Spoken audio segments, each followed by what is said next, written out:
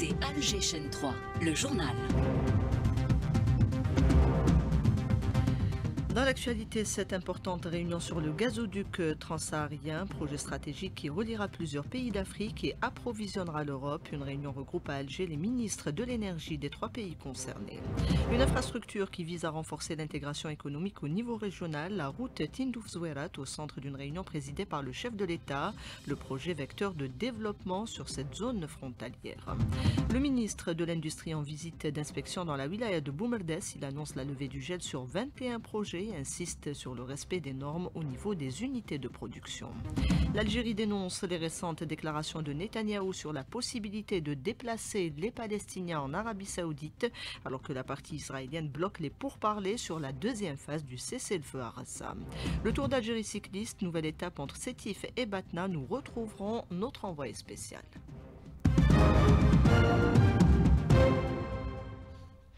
Madame, Monsieur, bonjour. Le chef de l'État a présidé hier une réunion consacrée à l'application de l'augmentation de l'allocation touristique, fixée désormais à 750 €. Cette révision à la hausse qui permettra notamment d'endiguer l'informel. C'est ce que souligne l'analyste Mahfoud Kaoubi, invité du jour avec Nabila Houssine. Elle va intensifier la demande pour la devise, du moins du circuit officiel, du moment où elle est 7,5 fois plus importante que ce qui était octroyé préalablement. Je dirais certainement elle aura un effet, mais à quel niveau elle pourrait influencer la demande et surtout le taux de change qui ne cesse d'augmenter sur un marché parallèle où la demande elle n'est pas d'origine uniquement pour des besoins d'allocation touristique, mais pour d'autres besoins beaucoup plus divers. Autre réunion présidée par le président Tebboune hier, celle consacrée au suivi du projet routier Tindouf-Zouerat, reliant donc l'Algérie à la Mauritanie, un projet stratégique, rappelle Mahfoud Kaoubi.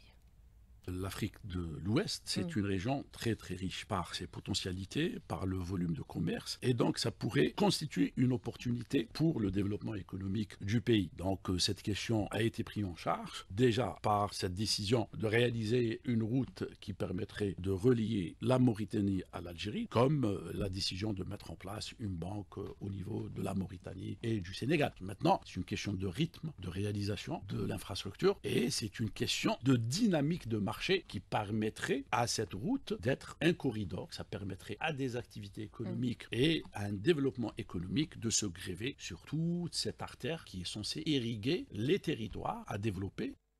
Le développement des territoires pris en charge au niveau des frontières, l'État a mis en place une stratégie pour améliorer les conditions de vie des populations locales et faire de ces régions des pôles pleinement intégrés à l'économie nationale et régionale. Sophia Boukarcha pour les détails. Cette approche repose sur 4 axes essentiels. Majid Saada, directeur général de l'aménagement et l'attractivité du territoire au ministère de l'Intérieur. L'objectif est de fixer cette population à travers un ensemble de mesures de développement économique et social qui s'articulent autour de 4 axes majeurs que sont le développement humain et la mise à niveau de ces territoires, la diversification économique et la valorisation des ressources de ces territoires, la modernisation des infrastructures de communication, de transport et de base logistique et bien sûr un développement transfrontalier. Il y a plusieurs actions qui ont été mises en œuvre. Le développement des infrastructures routières, le développement économique local, le développement de l'énergie, la décentralisation bien sûr de la gouvernance au niveau local. Le schéma national d'aménagement du territoire identifie 9 régions frontalières. L'État déploie divers projets de développement afin de dynamiser ces territoires. L'ensemble des études pour les zones frontalières sud, elles sont en cours d'exécution déjà et on est en train de finaliser des études des zones frontalières nord et au plat. Ces études font de sorte qu'on développe un programme d'aménagement et de développement pour chacune des communes frontalières en ciblant plus spécialement les petites localités isolées et éloignées qui sont les meilleurs garants du contrôle du territoire national frontalier. C'est un grand projet qui va booster l'économie de ces régions, à l'exemple de Bled Hadba, Tebessa, le projet de Rajbilet. En combinant des stratégies d'aménagement social et économique adaptées aux spécificités des zones frontalières, l'État ambitionne de renforcer leur attractivité, de stimuler leur développement durable et d'assurer une meilleure intégration au sein de l'économie nationale. L'intégration économique africaine, l'Algérie pleinement engagée avec de nombreux projets, notamment dans le cadre du NEPAD, le Nigal, gazoduc transsaharien en fait partie. Le projet est au centre d'une rencontre tripartite entre les ministres de l'énergie des pays concernés, à savoir le Nigeria, le Niger et l'Algérie, qui portent cette importante infrastructure destinée à approvisionner la région, mais aussi l'Europe via le hub de Hassermel. C'est le projet le plus viable et le plus sûr pour l'avenir de l'énergie pour les deux continent. Direction le Centre international des conférences où se tiennent les travaux de la 4e réunion du comité d'orientation sur place Rainbow Khadoum.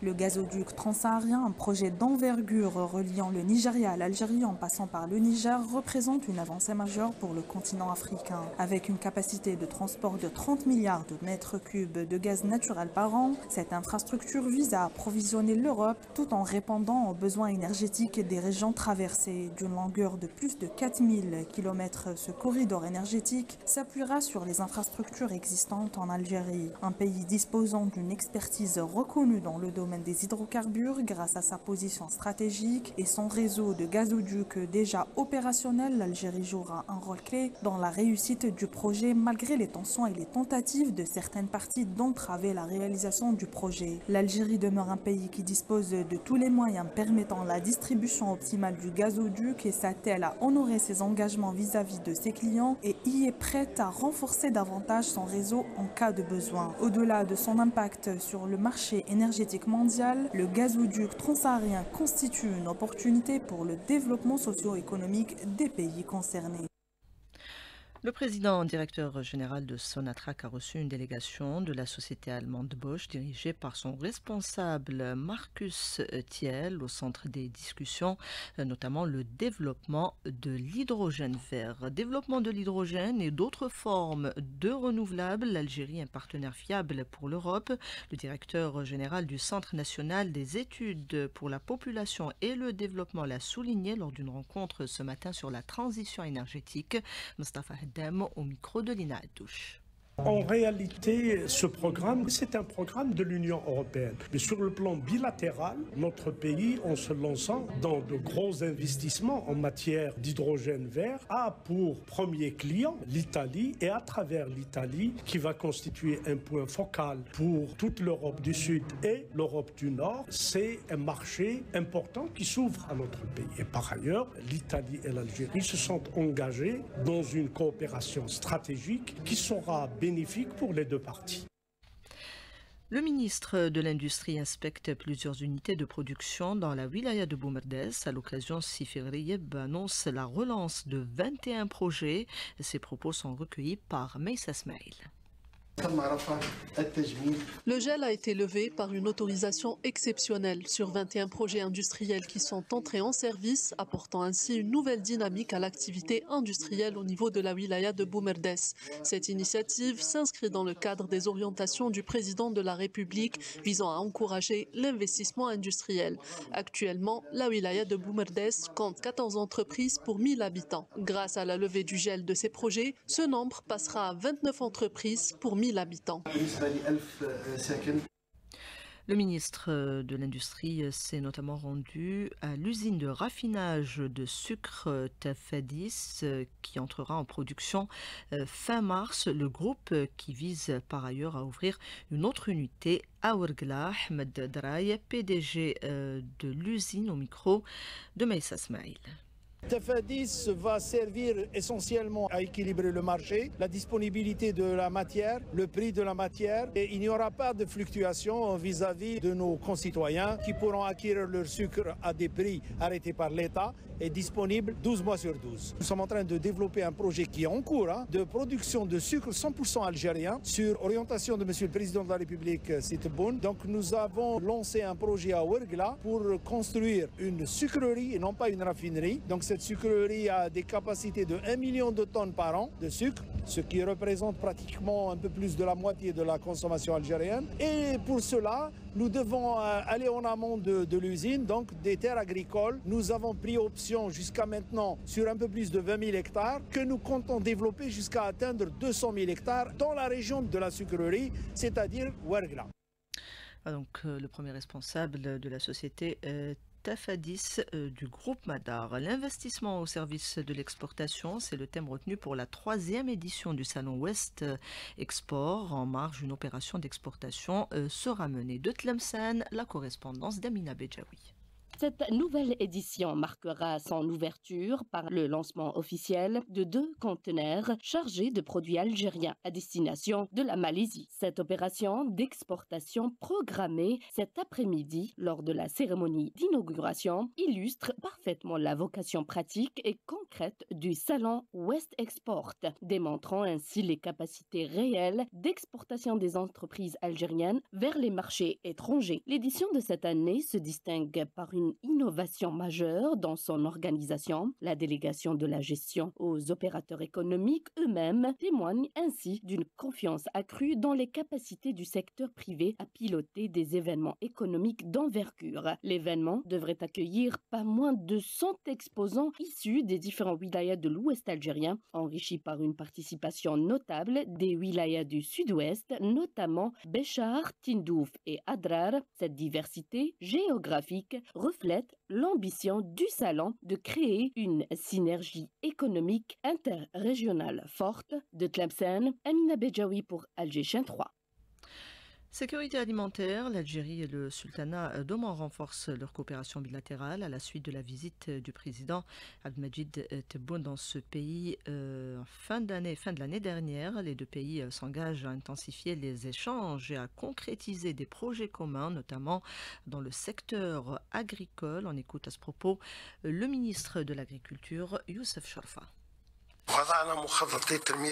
Nous avons mis en place un plan de développement agricole stratégique visant à exploiter durablement les immenses potentialités et capacités dont dispose l'Algérie pour la production des principales denrées agricoles importées, telles que les céréales, le lait, le maïs, l'huile de table et les légumineuses. De vastes superficies ont été allouées, notamment dans les wilayas du Sud, où toutes les conditions favorables sont réunies pour la création de pôles agricoles et la concrétisation de projets d'investissement prometteurs, afin de répondre aux besoins du marché local et d'exporter à l'étranger. En ce qui concerne la pêche, les pouvoirs publics ont mis des décisions visant à encourager l'activité de construction de navires de pêche et à développer l'aquaculture continentale et maritime.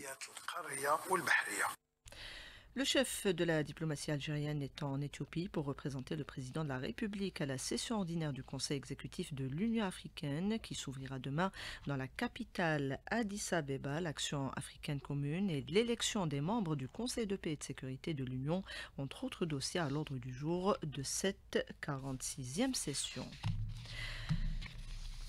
L'Algérie réagit aux récentes déclarations de Netanyahou sur la possibilité de déplacer les Palestiniens en Arabie Saoudite. Un communiqué des affaires étrangères rejette ces propos, les qualifiant d'atteinte aux droits du peuple palestinien et réaffirme son soutien à Riyad contre toute tentative d'atteinte à sa souveraineté et à son intégrité territoriale. Le Premier ministre de l'entité sioniste qui expose des plans en contradiction avec l'accord de cessez-le-feu à Gaza.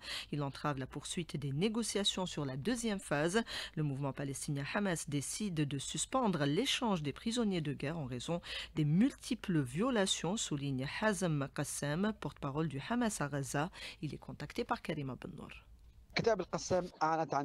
Les brigades d'Al-Qassam ont déclaré qu'ils vont retarder la libération de la 6e vague de prisonniers sionistes à cause du non-respect de la part de l'occupant de tout ce qui a été convenu lors des négociations pour le cessez-le-feu, les protocoles d'acheminement des aides, les poursuites des tirs de feu contre les citoyens de Gaza, ainsi que le retour des déplacés, des violations qui ont poussé Al-Qassam à arrêter ce cirque. Hamas respecte les accords si l'ennemi les respecte, et il a tort s'il croit que de cette manière, il va extirper des positions politiques pour pousser notre peuple à quitter sa terre. Nous sommes restés ici durant toutes ces années, malgré les génocides et la famine, et nous resterons en dépit de toutes les déclarations dans ce sens.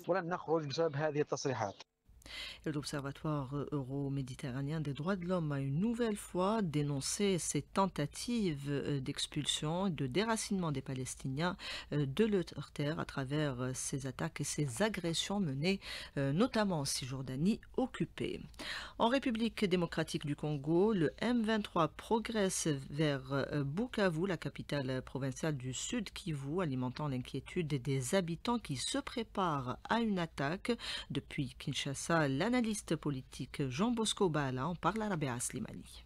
Le M23, ils ont déversé 10 000 hommes sur la ville et l'armée qui était là n'a pas pu tenir, c'était une surprise et ils ont massacré plus de 6 000 personnes. Ils ont continué sur la route qui va vers Bukavu. Ils sont parvenus à prendre la ville qui précède la ville de Calais. Ils sont arrivés à pouvoir arriver au kilomètre 100 avant la ville de Bukavu. Et leur but, c'est de pouvoir s'emparer de l'aéroport de Kavumu et qui est la base militaire aéroportée des FARDC, des forces armées congolaises. L'enjeu pour eux, c'est de pouvoir disposer de deux aéroports, celui de Goma et celui de Kavumu, pour pouvoir lancer éventuellement d'autres attaques sur d'autres provinces.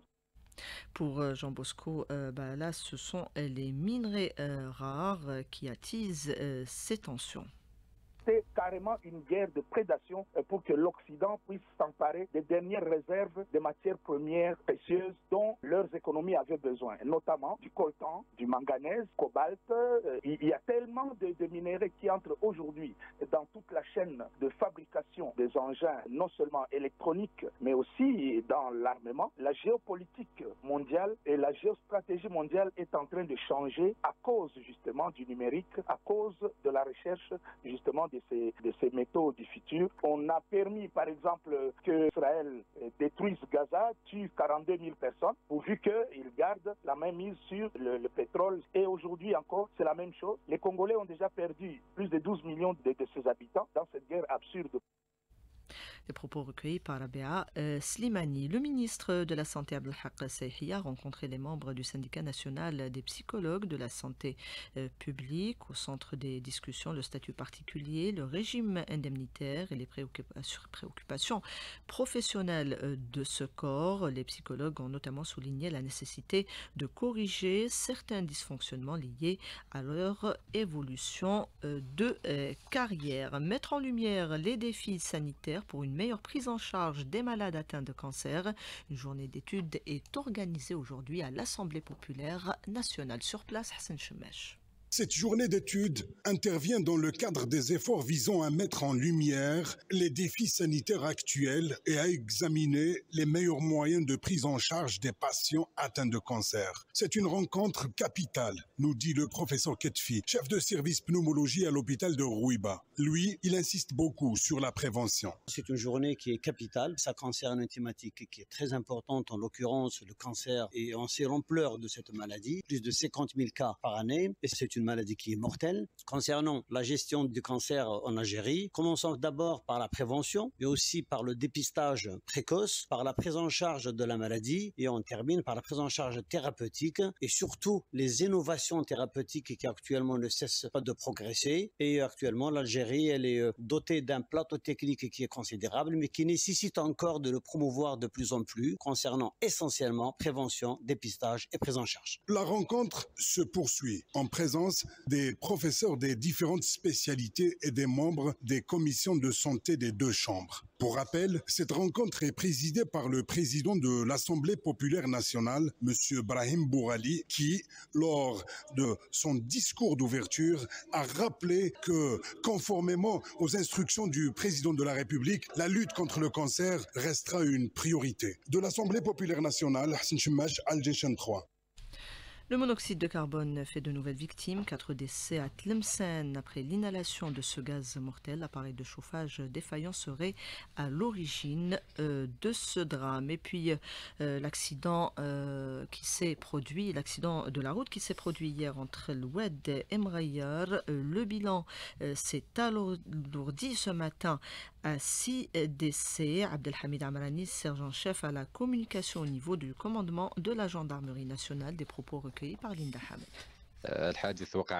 L'accident s'est produit sur la route nationale numéro 123. Il a eu lieu entre un véhicule de tourisme et un petit camion en raison de l'éclatement du pneu arrière du véhicule de tourisme, ce qui a entraîné une perte de contrôle et une collision directe avec le petit camion. L'accident a malheureusement causé le décès de 6 personnes et 3 autres blessés. L'actualité marquée notamment, l'actualité sportive, Hamza Rahmouni, marquée notamment par ce tour cycliste. On fait le point tout de suite avec vous. Tout à fait, c'est la troisième étape aujourd'hui du Tour d'Algérie 2025, une étape entre Sétif et Batna. Sans plus tarder, on va retrouver en direct avec nous Rostom Yahya Sharif pour avoir plus de détails. Rostom, bonjour.